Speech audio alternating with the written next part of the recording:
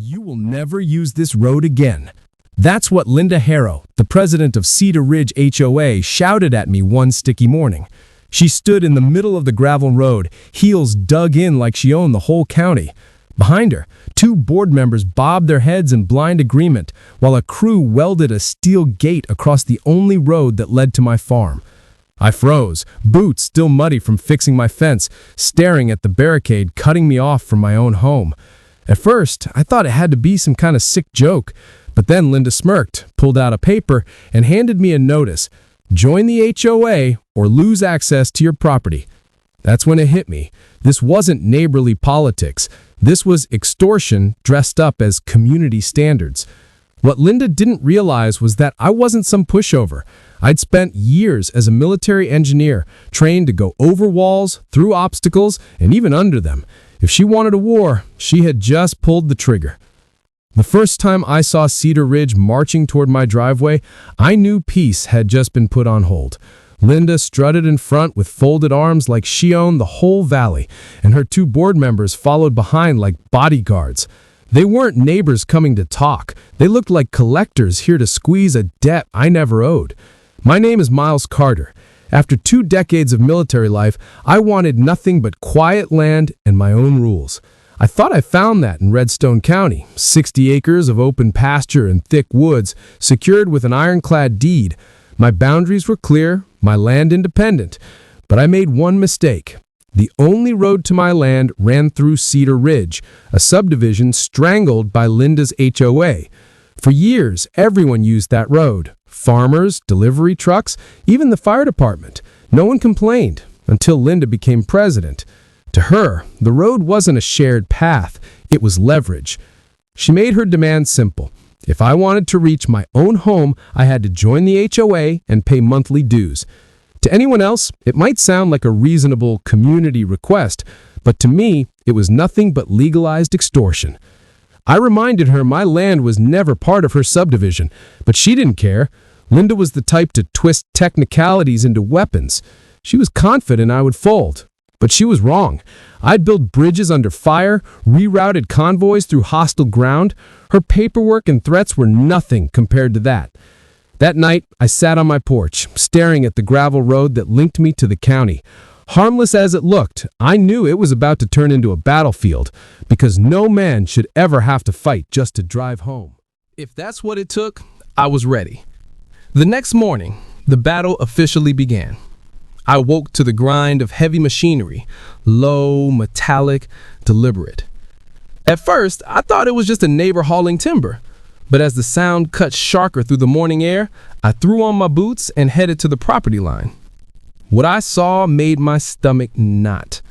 At the edge of Cedar Ridge, a construction crew was anchoring a massive steel gate, posts buried deep, beams welded tight, a motorized arm stretching across the road like a trap about to snap shut.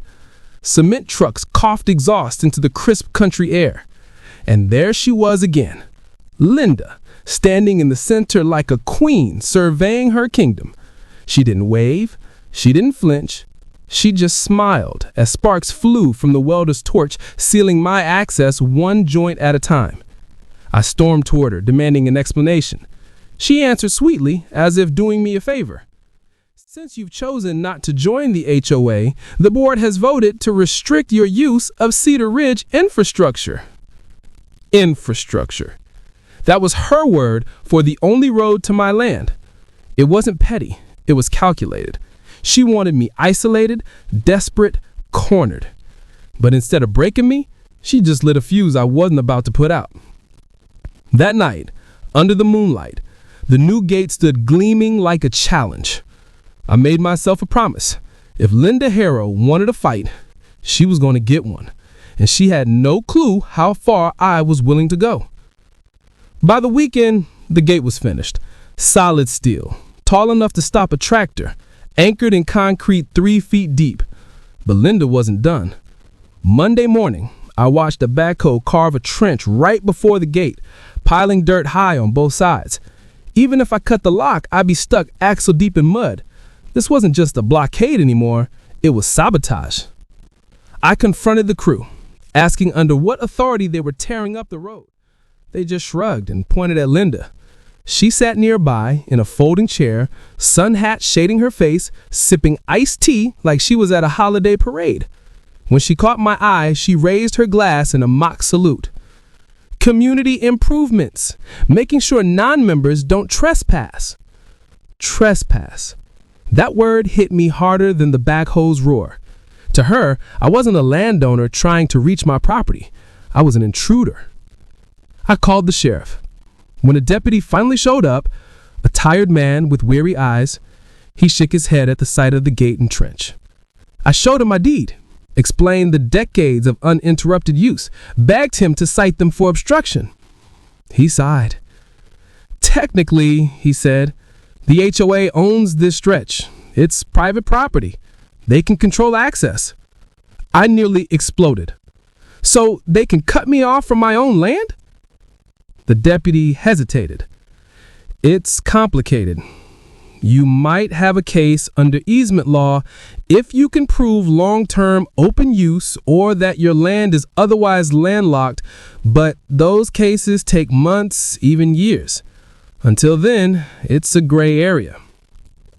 Gray area. That was the law's way of telling me I was on my own. I drove home in silence, fury boiling beneath the surface. For the next few days, I improvised. I borrowed a dirt bike and cut a rough trail through the forest that skirted Cedar Ridge entirely. Roots, rocks, streams, whatever it took to get out. For supplies, I called in favors. A buddy from my service days flew a small chopper in, lowering pallets of feed and fuel directly into my pasture. Linda nearly choked on her lemonade when she saw that bird hovering over her subdivision. She filed complaints about unauthorized aerial disturbances. The sheriff tossed them out. But Linda wasn't finished. She doubled down. Soon, I started receiving noise violation notices. Absurd, since I wasn't even a member. One accused me of running industrial machinery at midnight. Another claimed I damaged HOA property by driving near the gate. All fiction. Then came the certified letters, threats of civil action, each envelope signed by Linda herself, her signature sharp like a dagger. She wanted to bury me in paperwork as much as behind that gate. One evening, as I rode my dirt bike back from town, headlights bouncing over the uneven trail, I saw floodlights blazing at the gate. Linda and a small army of HOA loyalists stood there supervising as the backhoe deepened the trench. They weren't reinforcing it for safety. They were turning it into a moat, 12 feet across and 4 feet deep.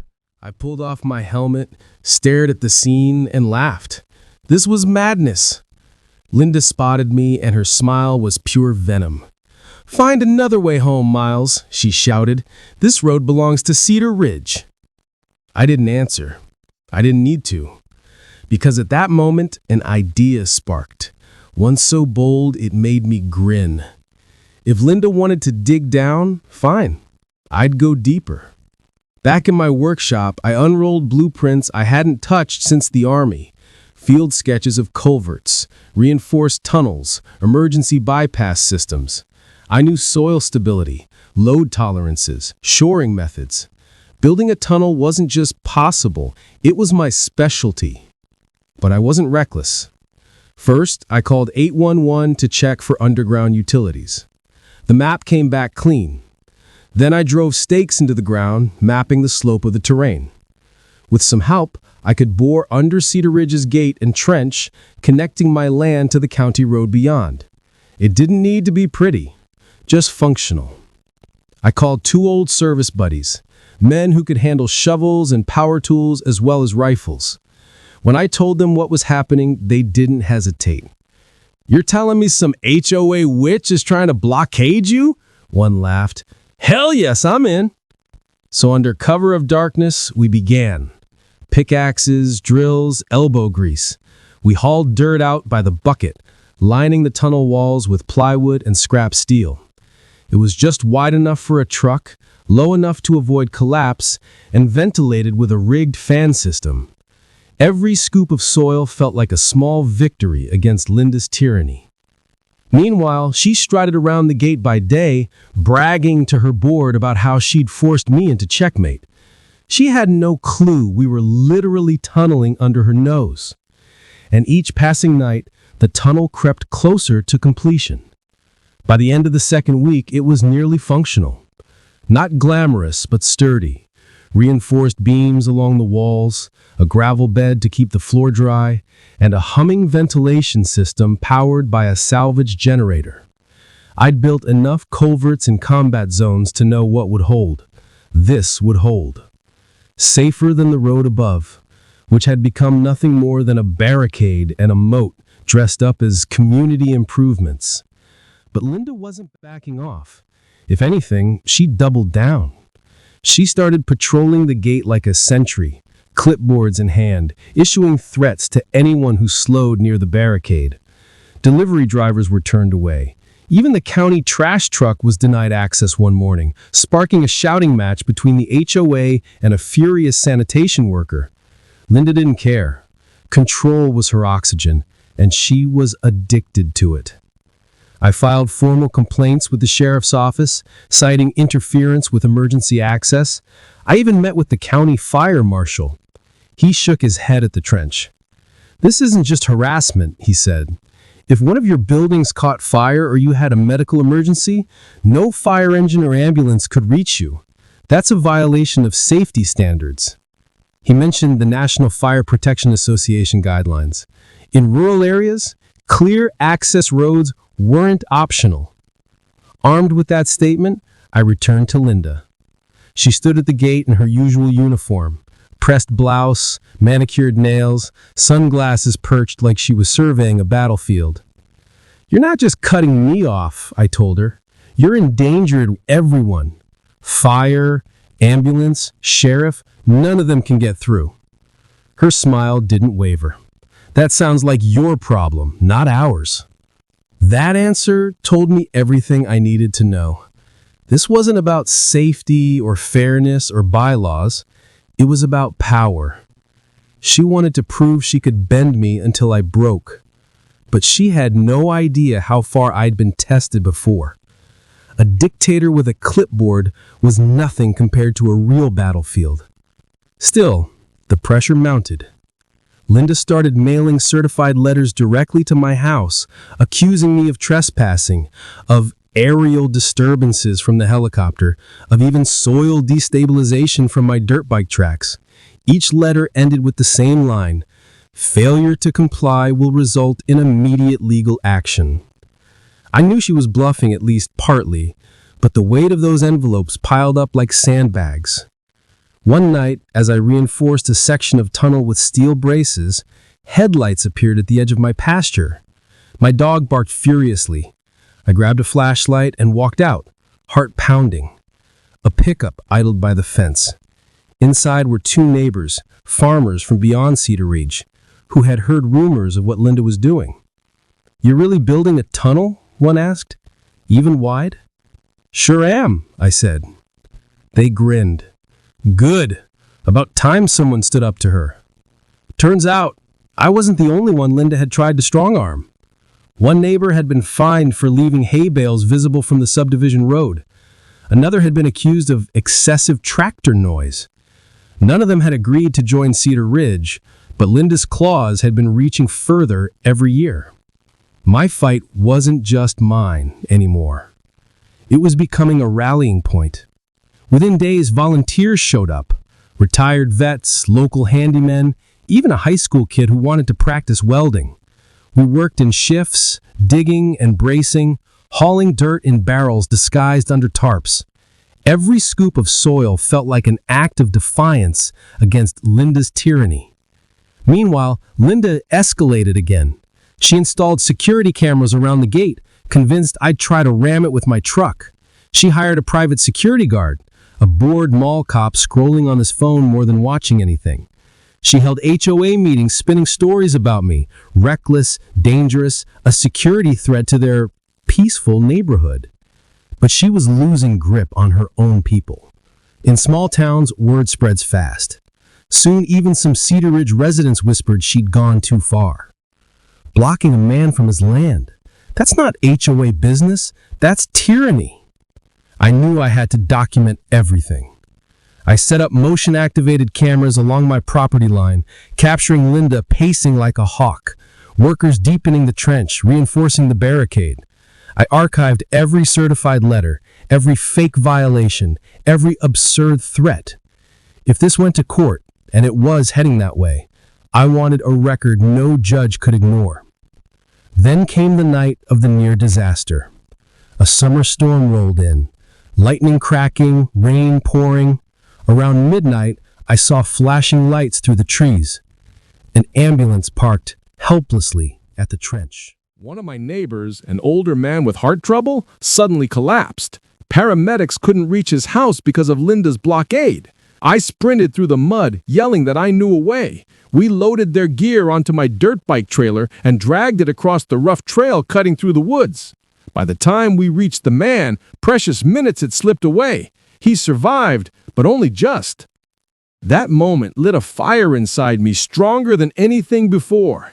It wasn't only about me anymore. Linda's obsession had nearly cost someone his life. The next morning, I filed another complaint with the sheriff, attaching the ambulance report. He sounded tired, but admitted, if this hits court, that trench will look real bad for the HOA. I smiled grimly. Good, because I'm done playing nice. The tunnel was ready. All that remained was the reveal. I set cameras at multiple angles to capture Linda's disbelief. I even rigged the motion-activated spotlight aimed right at her gate. That night, as rain misted across the valley, I tested the tunnel. The walls held, the braces groaned but stayed solid. My truck crawled forward, headlights slicing through the darkness.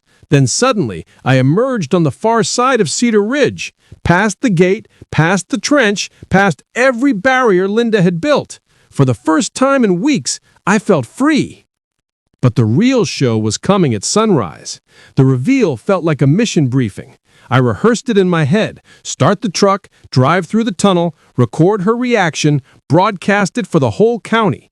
It wasn't only about proving her wrong anymore. It was about exposing her for the petty tyrant she really was. As the sun rose over Redstone County, I positioned my truck at the mouth of the tunnel. My hands gripped the wheel, adrenaline buzzing through me like static. For a moment, I thought about every bruise, every scoop of dirt, every bucket of soil hauled out. All of it had led to this. I shifted into drive and rolled forward. The walls shook slightly, but the supports held firm.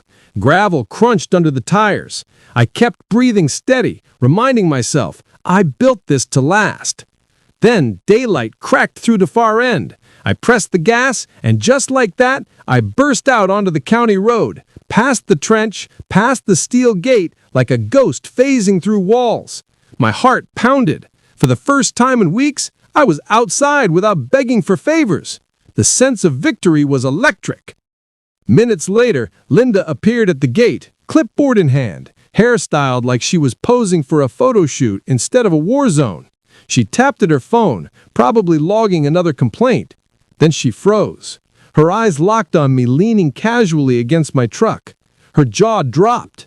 She glanced at the gate, then at the trench, then back at me. "How?" she sputtered. I grinned. "Morning, Linda." Panic struck her face. She spun, searching for cameras or tricks. And then she saw it, the faint disturbance in the dirt, the subtle mound where the tunnel mouth was hidden. Her skin went pale. "No!" she whispered, rushing toward it. "No! No! No!" My cameras caught everything. Her pacing, her frantic scraping at the dirt, the realization hitting her like a storm cloud. Then the meltdown. She hurled her clipboard to the ground, stomped her heels into gravel, and let out a scream that echoed across the valley. By noon, the footage was online. I uploaded it to local forums, neighborhood groups, every Facebook page where HOA gossip spread. The video of HOA Karen outsmarted by a tunnel went viral. Neighbors messaged me, laughing at her meltdown. Strangers sent screenshots of her ranting online, demanding the footage be removed. But once the internet had it, it was permanent. Linda didn't just lose face, she lost her grip on the HOA. Board members began questioning her judgment. The treasurer resigned, citing irreconcilable differences. Even her loyalists distanced themselves, unwilling to sync with her. But Linda wasn't done. 2 days later, a sheriff's deputy delivered a thick envelope, a lawsuit. Cedar Ridge HOA, led by Linda, accused me of destruction of community infrastructure and illegal tunneling. I laughed. Illegal tunneling? She made it sound like I'd built a subway system. But I knew better to underestimate paperwork. Lawsuits meant time, money, court dates. She wanted to bury me in legal quicksand. But I wasn't alone. The video had earned me more than laughs. It had earned me allies. Families who'd suffered HOA tyranny reached out. One couple had been fined $200 for leaving Christmas lights up until January 2nd. Another man was threatened with foreclosure over garden gnomes. These weren't isolated. They were patterns. And now people saw someone finally pushing back. Donations poured into a defense fund. Local lawyers volunteered hours. Even a retired judge sent me encouragement, reminding me that easement law exists for a reason. If your property is landlocked, the law protects your right of access. No HOA can erase that. Armed with this, my attorney filed a countersuit: harassment, obstruction of access, reckless endangerment. We submitted the ambulance report as Exhibit A, Linda's letters as Exhibit B, the trench footage as Exhibit C. By the time we stacked it all, our case was heavier than the trench dirt. The court date was set for early fall. Until then, the tension simmered. I used the tunnel daily, waving at Linda when she stood near the gate. Sometimes I honked just to watch her flinch. Her face reddened like a kettle about to whistle. My neighbors applauded as I emerged, kids cheering, one boy holding a sign he'd drawn in marker. "Go Miles! Beat the HOA!" It wasn't just my fight anymore. It was a spectacle, a warning, a lesson. The more Linda pushed, the more the community turned against her. She wanted to isolate me. Instead, she isolated herself. By the time the first court papers were filed, Cedar Ridge wasn't a subdivision anymore. It was a circus. My video had spread beyond Redstone County. People from neighboring towns recognized me at diners and feed stores. Folks slapped me on the back. "You're the tunnel guy, ain't you?" But behind the laughter came serious stakes. Linda had shifted the battle into court. Her lawsuit read like a fantasy list of sins: destruction of infrastructure, unauthorized excavation, safety hazards. In her mind, I was a mad miner undermining civilization. What she didn't count on was my preparation. Every fake violation, every video, every signed letter, I had archived it all. My attorney, Rebecca Sloan, organized binders thicker than cinder blocks. Then came the bombshell. One of Linda's own board members, sick of her tyranny, leaked internal emails. In them, Linda bragged about her plan to cut me off until I joined the HOA. She called it leveraging access as a tool of compliance. And there it was, in plain words. English? Extortion. Rebecca smiled when she read them. "She just handed us your Exhibit D," she said. "This isn't a defense anymore. This is an offensive." Meanwhile, Linda's antics at the gate grew even more unhinged. She installed motion sensors, floodlights, and even hired another so-called security guard who wore aviator sunglasses and strutted like a cop. Except he wasn't. He was a 20-year-old community college student with a badge he bought online. The day he tried to wave down a county deputy demanding ID was the day I knew Linda had officially lost touch with reality. The turning point came on a stormy Thursday.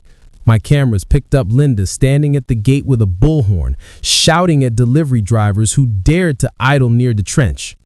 "Trespassers will be prosecuted," she shrieked. Most drivers turned around, but one, a UPS guy with no patience for HOA drama, ignored her, parked, and started hauling packages on foot across the mud. Linda went ballistic, screaming that she'd call federal authorities.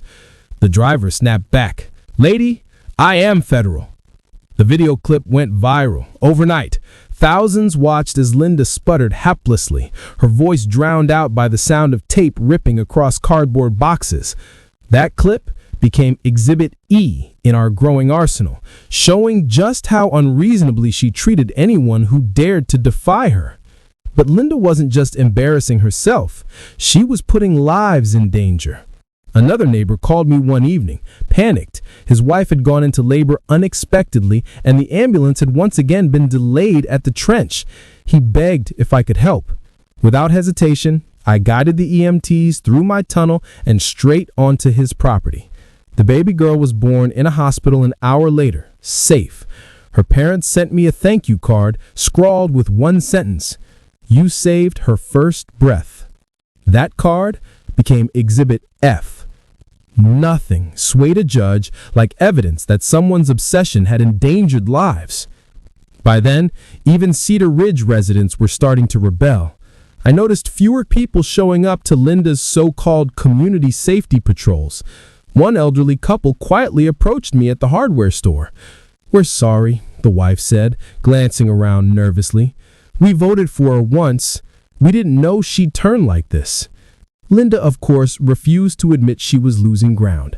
At the next HOA meeting, held in their polished clubhouse, she launched into a tirade about outsiders infiltrating Cedar Ridge.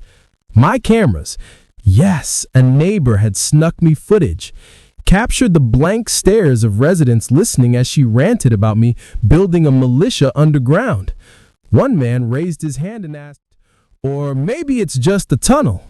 The laughter that followed nearly drowned her out. By late summer, the courtroom showdown loomed large. Rebecca drilled me on testimony, making sure I stayed calm and factual. She said, "Let her lose control. Judges don't like theatrics, and Linda can't help herself." She was right. The mountain of evidence we had wasn't just heavy, it was damning, and we were ready to use it. On the morning of the hearing, I walked past reporters gathered on the courthouse steps. Their cameras clicked and microphones were shoved in my face. "Mr. Carter, how did you dig the tunnel?" one asked. I smiled carefully. Another shouted, "Do you regret defying the HOA?" I shook my head, not for a second. Inside, the courtroom buzzed with tension. Linda sat at the plaintiff's table, lips pursed so tightly they were nearly invisible. Her lawyer whispered frantically, but Linda kept glancing at me like she could burn me alive with her glare alone. I didn't flinch. I just sat there, calm, hands folded, as Rebecca stacked our exhibits in neat order. As the judge entered, silence fell. He reviewed the docket, adjusted his glasses, and said in a measured tone, "Cedar Ridge Homeowners Association versus Miles Carter." His eyes flicked to me, then to Linda. "Let's proceed." This was it. The moment the war of gates, trenches, and tunnels would be weighed not in gravel or steel, but in law. And deep down, I knew Linda was about to face something she could never control: the truth. The courtroom smelled faintly of varnished wood and old paper, the kind of place where lives were reshaped, not with fists or bulldozers, but with words. I sat stiff in my chair, shoulders squared, trying to project the same calm I'd worn through firefights overseas. Across the aisle, Linda Harrow perched like a vulture at the plaintiff's table, her pearl necklace gleaming under the fluorescent lights. She didn't look like someone fighting for justice. She looked like someone clinging to a throne.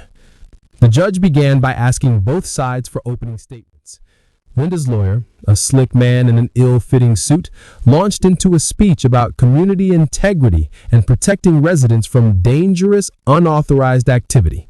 He painted me as a rogue, a renegade, tunneling under private property without permission, endangering the structural stability of their precious road. At one point, he even muttered the word "terrorism," which made the gallery murmur with barely contained laughter. Then it was Rebecca's turn. Calm, precise, and deadly, she laid out the facts. My property was landlocked. The road through Cedar Ridge had been openly used for decades, and the HOA's actions weren't just petty, they were unlawful. She explained easement law in plain English.